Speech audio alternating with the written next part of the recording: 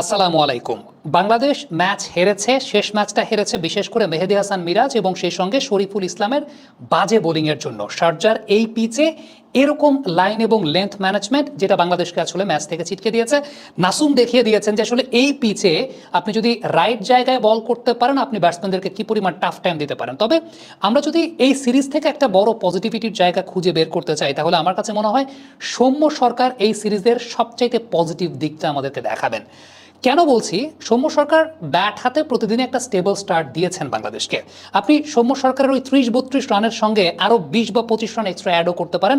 কেন করতে পারেন? যেটা নিয়ে কোনো আলোচনাই হয় না, সেটা হচ্ছে সৌম্য সরকারের ফিল্ডিংয়ের জায়গাটা।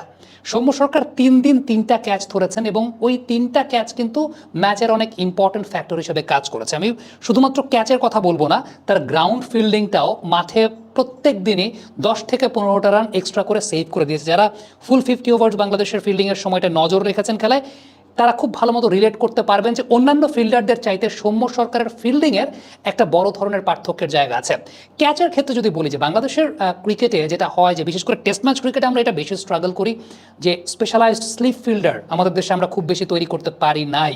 সৌম্য সরকার এই জায়গাটা একটা উজ্জ্বল ব্যতিক্রম এবং স্লিপ ফিল্ডিংয়ের ক্ষেত্রে আপনার ওই যে জায়গাটা খুব দ্রুত পজিশনে চলে যাওয়া বা খুব দ্রুত প্রিপেয়ার্ড হয়ে যাওয়া, কারণ স্লিপে খুব কম রিয়াকশন টাইমের মধ্যে বল আসে। একটু যদি আমরা খেয়াল করে দেখি লাস্ট ম্যাচটাতে তিনি যেভাবে ক্যাচ ধরেছেন খুব দ্রুত পজিশনে চলে যাওয়াটা, এটা একজন স্লিপ ফিল্ডারের খুব বড় বৈশিষ্ট্যের জায়গা, যেটা ইয়াং ক্রিকেটার যারা আছেন তারা কিন্তু খুব ভালো মতো ফলো করতে পারেন। আমার কাছে মনে হয় যে সৌম্য এই কাছাকাছি অঞ্চলের ফিল্ড সেট আপ নিয়ে বা কাছাকাছি অঞ্চলের ফিল্ডিং নিয়ে ডেফিনেটলি বাড়তি কাজ করেন। ডেফিনেটলি তিনি এই পার্টিকুলার পজিশনটাকে নিয়ে আলাদা করে কাজ করেন দেখি তিনি আসলে ওই রিফ্লেক্সের কথা বলি কিংবা একদম খুব কুইক রিয়াকশন, এটা আসলে রিয়াকশন এবিলিটির ব্যাপার। তো সৌম্য সরকারের রিয়াকশন এবিলিটির জায়গাটা অন্য অনেকের চাইতে বেটার রয়েছে।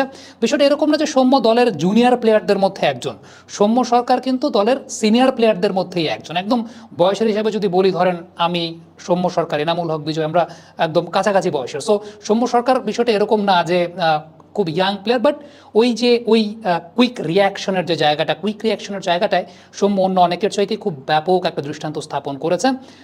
ব্যাটিংয়ের পার্সপেক্টিভ থেকে সৌম্য সরকার বাংলাদেশের ওয়ানডে ক্রিকেট আপনি যদি চিন্তা করেন তাহলে পরিসংখ্যানটা দিয়েই শেষ করি।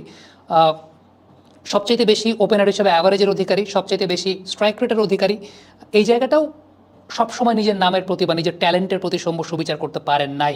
সেটা যেমন একটা বিষয়। আমি বলবো যে এক ফরম্যাটের ফর্ম দেখে আরেক ফর্মেটে তাকে দলে নেওয়া, এটাও অনেকাংশে তার ওয়ানডে ফর্মটাকে ডিস্টার্ব করেছে বলেও আমার কাছে মনে হয়।